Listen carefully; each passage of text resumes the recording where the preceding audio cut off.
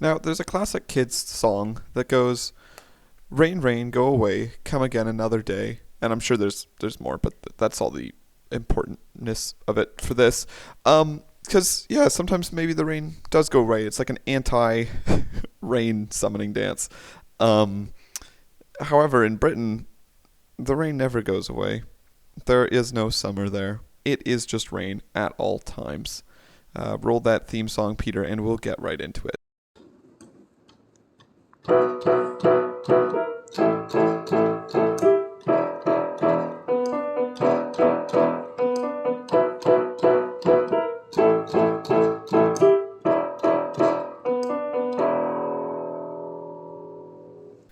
Hello and welcome to the 26th episode of the National Holidays Podcast. I'm your host, Noah Mandow, and as mentioned before that ravishing tune that still has yet to be edited, British summers. Apparently, October 25th is the mark of when British summer ends. However, they don't really ever have a summer, so let's see what they mean by that. Like many other countries, the UK changes its clocks twice a year to extend daylight. On October 25th, the time falls back 1 hour, signaling the start of fall and the shortening of days. Now observed in over 70 countries, daylight saving time pushes clocks forward 1 hour during the summer, making the days feel longer and giving people more time to get work done in daylight.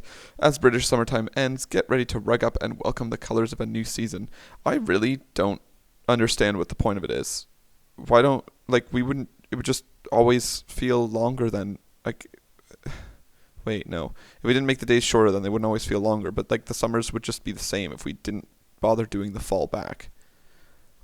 My only use for it currently is that it gives me an extra hour of sleep one night in the year, which is really, really awesome. However, then there's a day where you get 1 hour less of sleep, and that kind of sucks, so I really don't understand why this exists.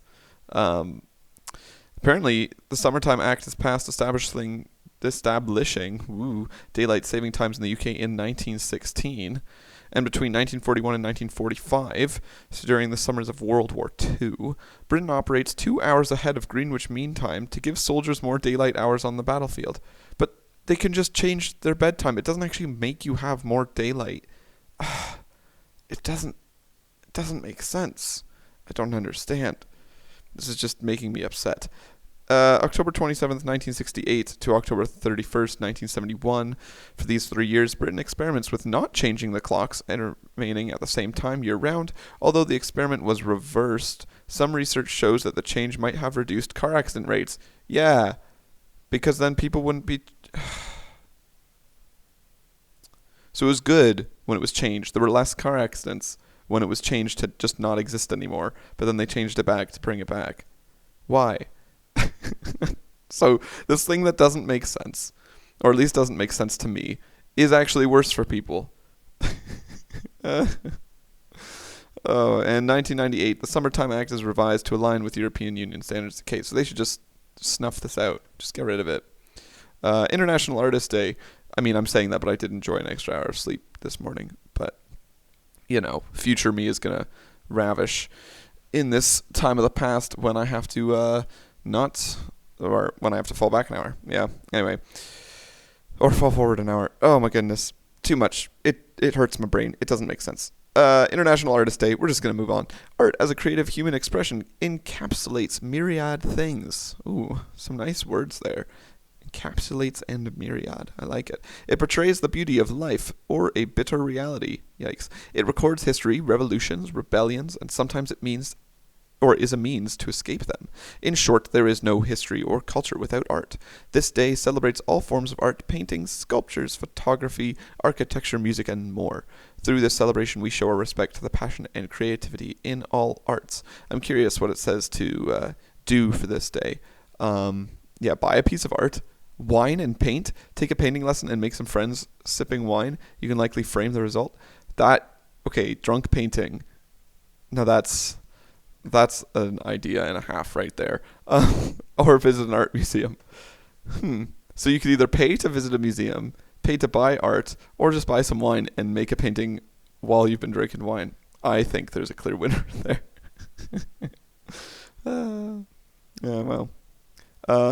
Let's get some facts down for this. 2008, the small ivory carving of a female figure is discovered in southwestern Germany and is believed to be one of the oldest pieces of art discovered so far, about 35,000 years old. Oil paint is discovered in 1400 by Flemish painter Jan van Eyck. But in truth, oils were used before his time. 1870, America's most famous and diverse art museum is opened to the public in New York. 1948, Jackson Pollock paints Number 5, 1948, the most expensive and renowned abstract work by this American artist. I've never heard of him nor this piece, so interesting. Abstract, indeed, but not Picasso.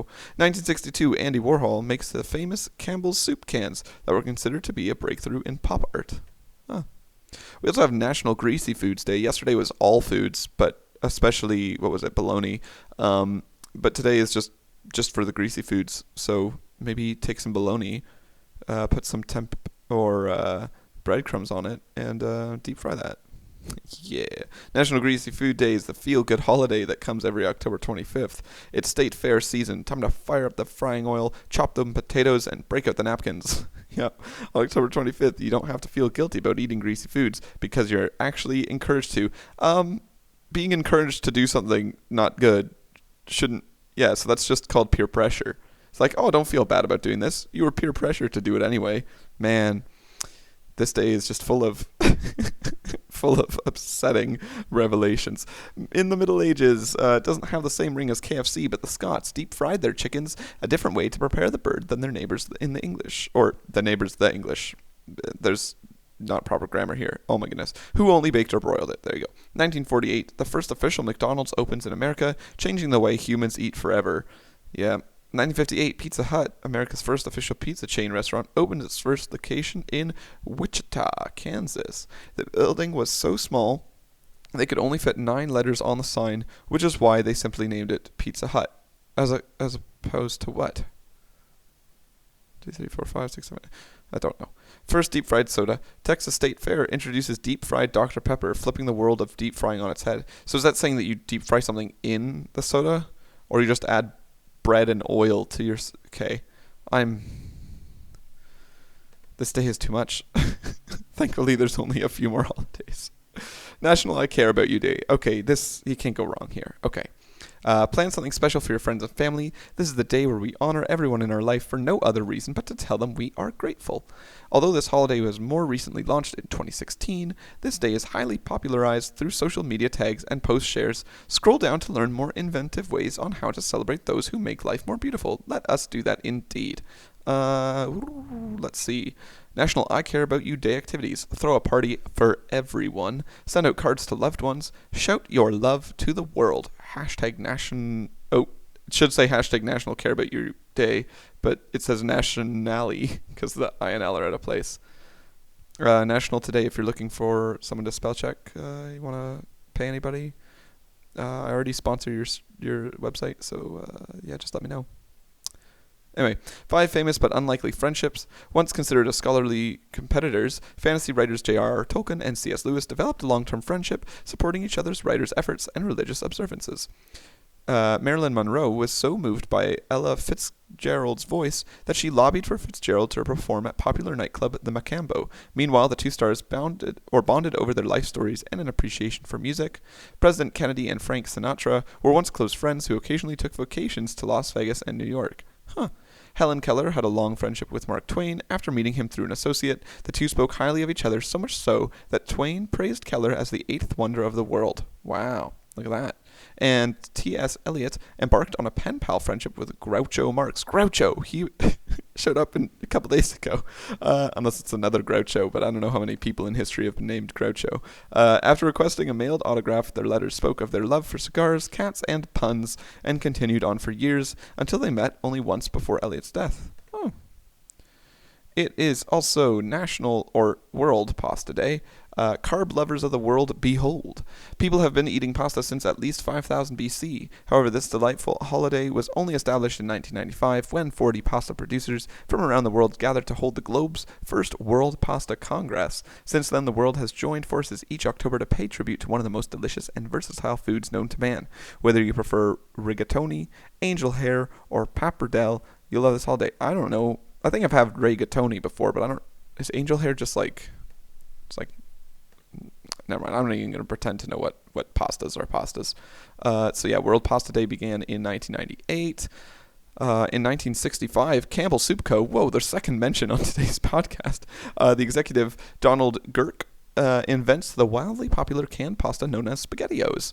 Marketers determined that kids could eat these O-shaped rings without making a mess. Rejected shape ideas, cowboys, Native Americans, spacemen, stars, and sports shapes. However, that's funny that it says that because there are definitely like SpaghettiOs of like every single shape on the planet now.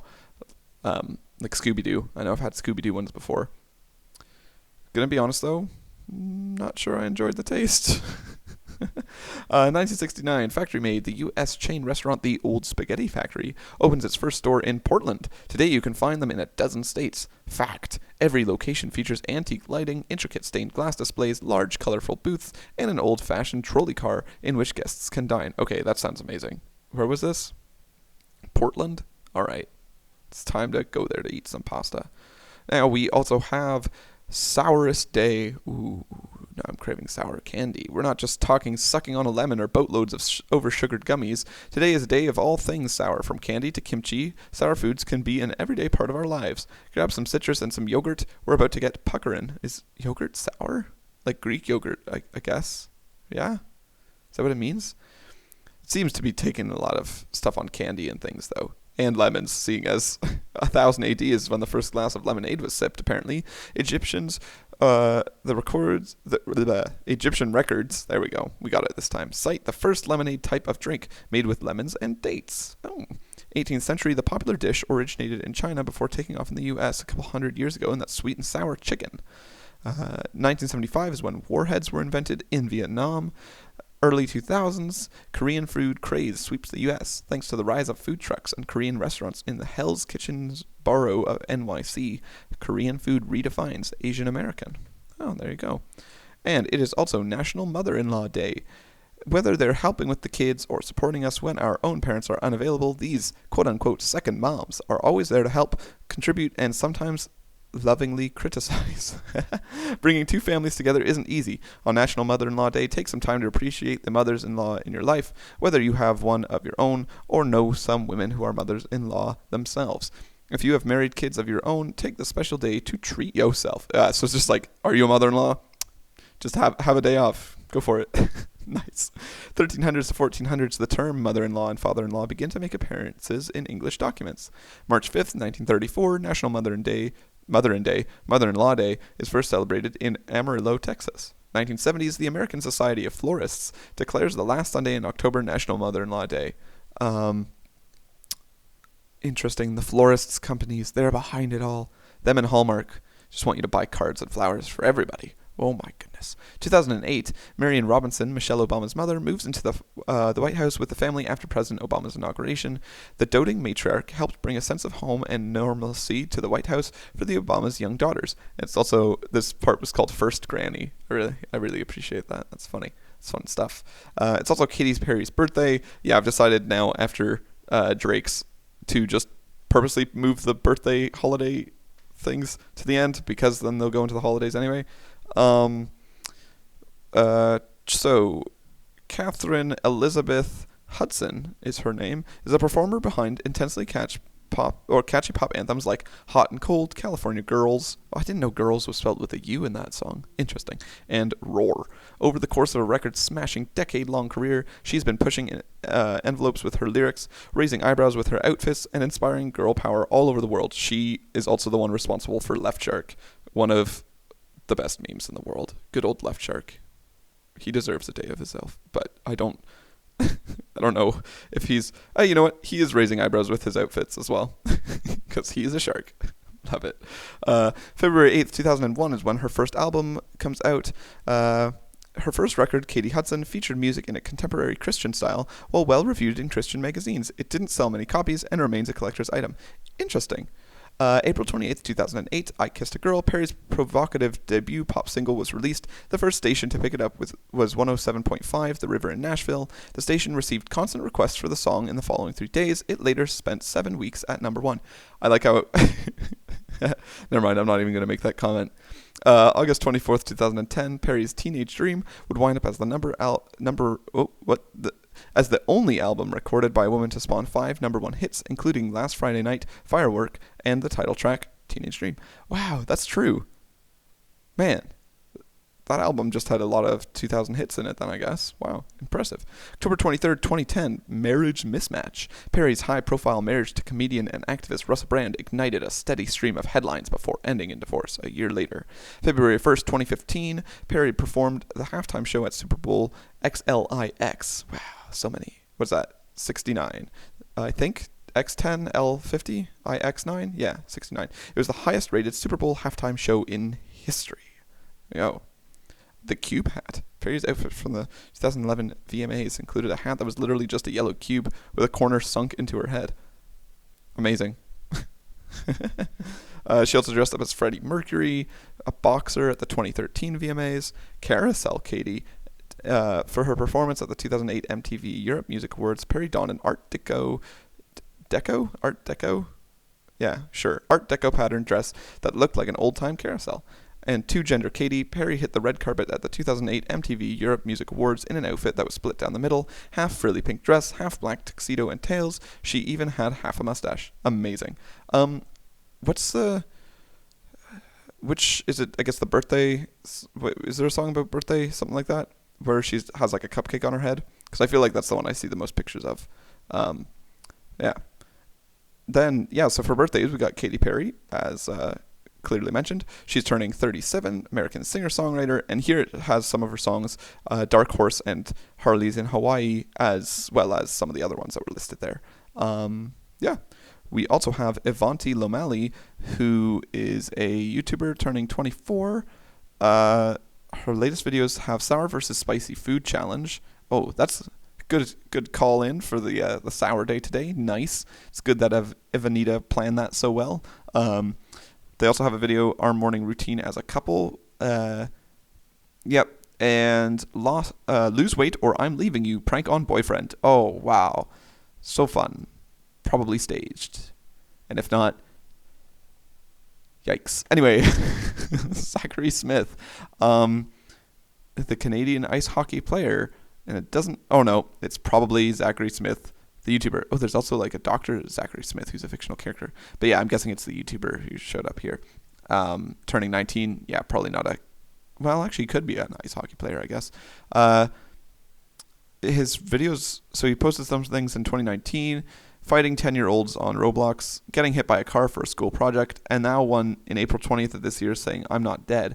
Is he, why was he, third up on here? If, he hasn't really posted in a while. Many in the Mariana community are mourning the loss of Zachary Smith. Zachary was a 9th grader at Mariana High School, killed in a car accident early Sunday morning. He was a passenger traveling with 2 others. Wait, okay, I think this is a different one now. Except it's weird then that 2 years ago it says getting hit by a car for a school project. Did he make a page say, okay, no. I think these are just 2 different Zachary Smiths. One who actually passed away in a car accident and one who got hit by a car for okay, we're gonna move on. It's too much. This podcast, this episode, spicy. Harvey Petito, an actor who turned 18. Oh, it says actor. Looks like he's Instagram and stuff. He's probably a model. Judging by these pictures, he's a model. He has a really cool shirt though. Oh wait, are those just Florida oranges on or Georgia orange? Whatever. I don't know. He has nice hair. I'll give him that. Yeah, fashion model. Apparently he's an actor, but it doesn't say what he's in. And he's from Australia, Melbourne, Australia. There we go. Been there. Ciara, American singer, turning 36. She has songs like Level Up, Oh, and Body Party. Going even more spicy now in all the directions. We got Enoch True, turning 23. Who is also an Instagram star. And Crown TikTok creator who has more than 7 million fans on the app. He became known on the platform for posting comedy videos and lip syncing. There you go. And finally, we have Craig Robinson turning 50. Wow, he's 50. Yo. He's the Pontiac Bandit in Brooklyn Nine-Nine. He's also in The Office. He plays... what is he? The head janitor at first, I think, or the head like garage person. I don't know. I know he wears like kind of more of a uniform. I'm trying to remember what he actually does as a job. I think he's down in like the shop underneath the or like in the warehouse. That's it. He's like the manager in the warehouse, I think. He was also in Hot Tub Time Machine and the second one of that. And this is the end. And yeah, that's it for birthdays. So now on to some random Wikipedia facts. We got in 473. Emperor Leo I acclaims his grandson, Leo II, as Kaiser of the East Roman Empire. Or maybe that is probably just Caesar. However, I'm realizing now that Caesar and Kaiser probably come from the same word, seeing as they both kind of mean the same thing, just in different languages. Interesting. Well, now you've learned something, and I've learned something. That's a good thing to get out of this podcast that was getting really, really rough at some points there. 1924, the Zinoviev letter, which Zinoviev himself denied writing, is published in the Daily Mail. The Labour Party would later blame this letter for the Conservatives' landslide election win 4 days later. Oof. And after that was another point that I accidentally took, because I think I just copy-pasted 2 in a row, that I actually had to remove, because with this episode being as spicy as it is, I still don't see a good reason to include that one. So, man, what an episode today. What an episode. 1779, Pedro, this is our birthday for the day, Pedro Valerde y Santillane, Spanish artillery captain who passed away in 1808, was a Spanish artillery captain famous for his heroic death in the Dos de Mayo, so May 2nd, I guess, uprisings against the French occupation of Madrid. He became a popular hero and martyr figure for Spain's subsequent War of Independence from the French Empire. There you go. Yeah, we're gonna cut this podcast now. I mean, we've made it to 20 minutes, so it's fine anyway. It's not like it's being cut short, but it's quite a lot going on today, apparently. Yeah. So as always, stay safe. Stay. What was it? Angel hair pasta. That was something that I was confused by in a good way. So with that again, we'll shout that out. Leave that on the brain. And yeah, you'll hear back from me tomorrow. Goodbye.